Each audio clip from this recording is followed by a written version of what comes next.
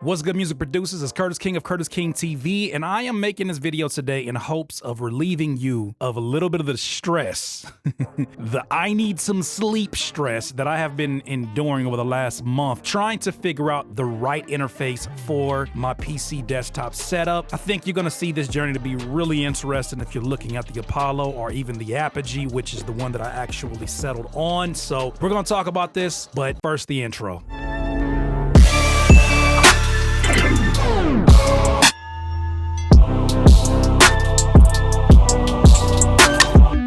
Okay, music producers, first and foremost, let's do a little story time. I am a producer. For those that don't know, I'm a producer/artist who also does live streaming on my YouTube channel every Tuesday and Thursday at 4 p.m. Pacific time. If you have never heard of this channel before, and if you find this video helpful, hit that like button and definitely subscribe. Now that we got that out the way, let's talk about where I started in terms of my audio interface. First, I had a Lexicon Omega. That was my first starter kit, but there has been no audio interface that has been more dominant in my career than the Focusrite. The Focusrite has been really good to me. I cannot complain. It is durable. I've only had to replace it probably like 3 times in the last 10 years, and it has just been everything that I needed it to be. It has not failed on me for any ridiculous reasons. I've had some cord issues at some points in time where the cord has snapped back, the USB-C. For the most part, I don't have any issues, haven't had any issues with it.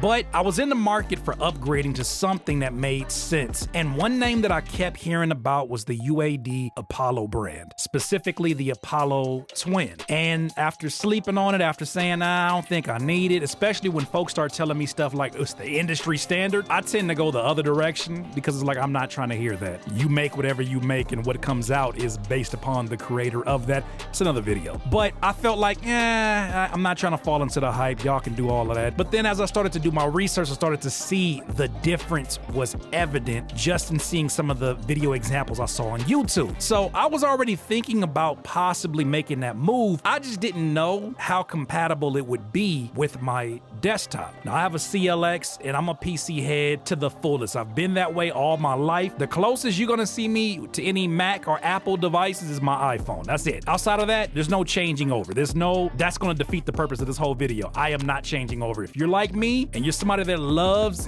PC, your Windows, and what you just love that setup, then you're gonna wanna go ahead and stay tuned to this if you're looking into the Apollo. That being said, I was in a live stream watching the homie CMP cook up a beat, and as he was talking to the chat, he put it out there. He was like, that means Curtis King is gonna upgrade the Focusrite and he's gonna get on Apollo gang.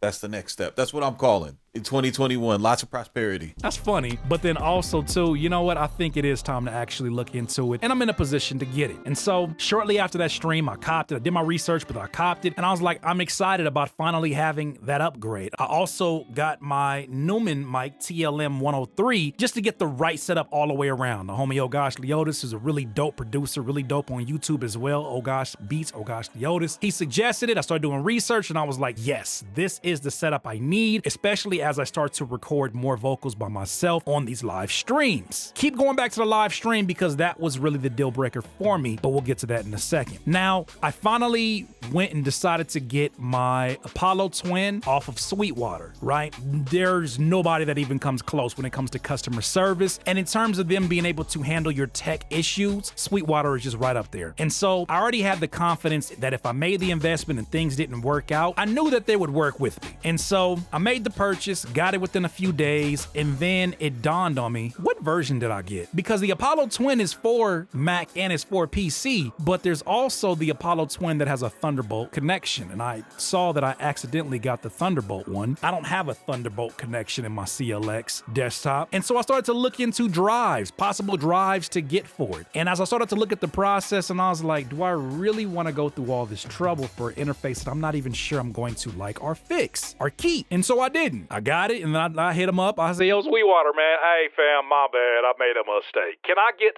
the USB version? And they were really cool about it. I sent it back. They sent me the USB version, and a few days after that. And so I had it, set it up. The thing was an absolute beauty to look at. Aesthetically speaking, come on, man. That thing is a work of art. I was taking pictures on my Instagram with it like I just got a new ring and I got proposed to. That's how beautiful that thing was. That thing was gorgeous. But that being said, aesthetically, that wasn't what I wanted it for. I wanted it for the sound. And I gotta tell you, the first time I actually heard my original mic, which is the AKG Perception 420 microphone through it, I could already hear more clarity, right? It didn't sound as muffled or as bass heavy as I once heard the music coming through my headphones and my speakers. And as I started to do more tests, I started to really see, yo, this is the difference. Aside from the huge price gap between the two, you can hear the difference. You for sure can hear the difference. And that brand is one that, you know, when you start to dive into some of the preamps and some of the plugins that they have alongside it, you know why it stands up there as one of the top audio interfaces that you could get, especially for a home studio setup. However,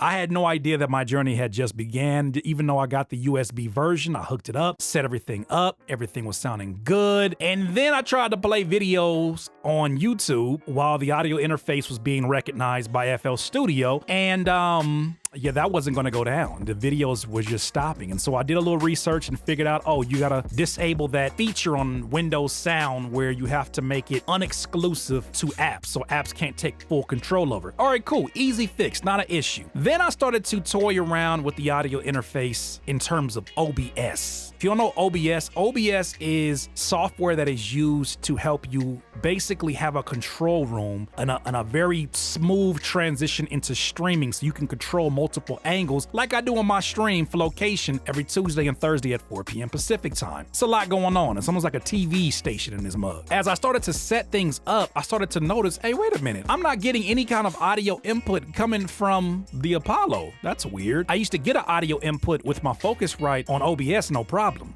This is some different shit. It was not allowing me to get any kind of input at all. So I did some research. How do I get the input from the Apollo Twin to work with OBS? Some folks suggested getting Voice Banana Meter, which is something that allows you to route your sound through your DAW and route your sound through, it's one of the programs that allow you to route your sound to multiple programs so that it works smoothly and that you can get an input into OBS. Cool, good, sounds good. Doesn't work for that Apollo because there's some kind of compatibility issues when it comes to the WMD format that needs to be recognized within Voice Banana Meter.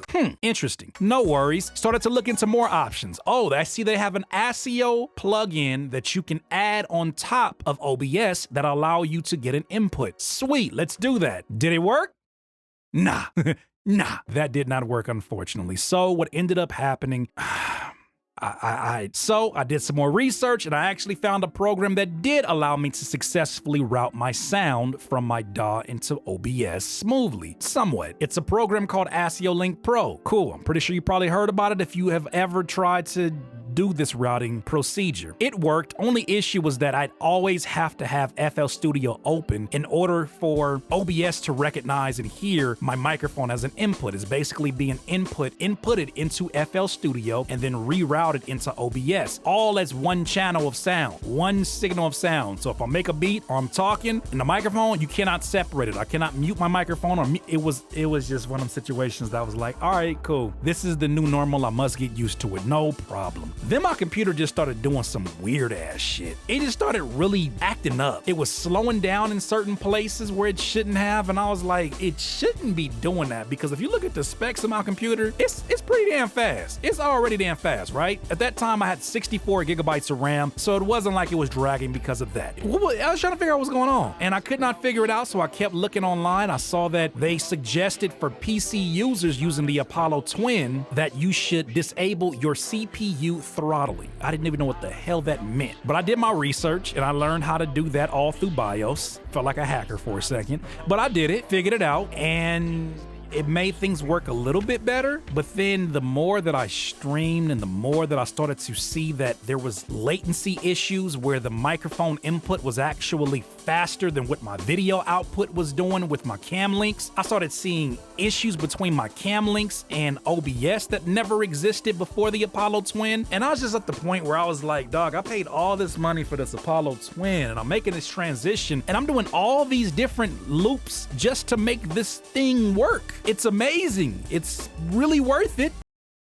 I thought. Because when it comes to sound, there's no denying that. You don't even need a comparison of sound. I'm telling you right now, the sound is just uncomparable. I'm about to make up a new word for how beautiful that sound was. It sounded amazing when it worked, but I had issues. And so after going through, it's about a month-long process of looking at videos like very similar to the one that I'm making right now. And I just got to the point where I was like, you know what? I think you've defeated me. I think you got me. I think technology won Curtis King a million. You won. You beat me this time. You got me. You got me. You got me. You got the W. I'll take this L. Finally, I had to say, you know, what am I doing all of this for? And why am I trying to go through all these loops to make it work? What I started to figure out is that UAD has not been servicing upgrades for PC since 2015, right? Their focus is Mac. Rightfully so. That's the direction that music is heading in. Technology is heading in. Rightfully so. I'm not here to debate that. I understand that this is pulling out to be a superior machine. I get it, especially from a compatibility standpoint. But I'm a PC head and I'm not changing. I love what I love. I like what I like and I'm keeping it. And so as I started to look at it, as I started to do my research, as I started to just, oh my goodness, just think it through, I still wasn't ready to let go. But my final straw was this: because I don't use the interface just to make beats, for some of you, this may not be an issue because you're not worried about making it work with OBS or making it work for streaming. Some of you just want to use it to make beats. For that, don't even worry about most of the stuff that I'm talking about. But for those of you that want to get into streaming, which is a lot of producers now, you're going to want something that is supremely compatible with your machine or with your PC because of the array of things that can occur during streaming. Your cam link, your camera goes out, your dummy battery goes out, the internet is not, all kind of stuff is going on. You just never know what it's going to be, so you want to alleviate as much of those issues as possible. However, my final straw was when I started to do voiceover videos, and because I wasn't getting a clear input into OBS from my Apollo Twin, it got me to the point where I was like, how can I do voiceovers? Well, okay, let me try Camtasia. Camtasia is another program that allows you to do voiceovers, or allows you to do a screen recording, right? Because I'm screen recording while I'm doing voiceovers, and I tested it out. I did 1,000,001 things and none of them worked. And finally I said, well, let me just open up my Focusrite since I know that it works already. And you know, things went smoothly as they always did. However, I started to look at the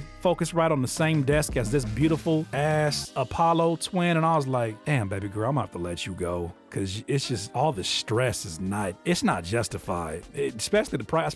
What am I paying for at this point? If you're not going to make it for the Windows device, make it cheaper. That's my solution. Make it cheaper. And then say, we're paying for a little bit of the headache that you're gonna have to endure. That'd be tight. No, don't do that, because the equipment is very much superior equipment. The preamps, the extra add-ons are ridiculously fire. So I understand why it's the price that it is. But for me, not changing from being a PC user, not gonna happen, fam. So that was my final straw. Called up Sweetwater. Well, that sounds like a sugar mama. I called up Sweetwater and I was like, yo, fam, I promise I'm not a scammer. I promise I'm not out here just trying to, like, you know what I'm saying, get by on y'all, but this ain't gonna work out. This is not gonna work out. I told them the issues I was dealing with. They tell me, did you do this? I said, yeah, I did that. They said, you do this? I said, yeah, I did that. They said, you do this? I did it twice, fam. It ain't for me. Didn't work out. And so they finally said, you know what? It just sounds like you have tried everything that you can try to make this work, and it just doesn't seem like a good fit. I said, I agree. Then I asked them, what suggestion would you have? Because I was almost about to say, you know what? I'm gonna go back to my Focusrite and say, forget it. They said, look into the Apogee Symphony desktop. This joint right here. And so I looked at it, I was like, it looked good. It's touchscreen, got its own preamps built within it, even has its own effects channel strip within the actual device itself. It looked good, but I don't know if that's what I wanna do. I think I might just get a better Focusrite.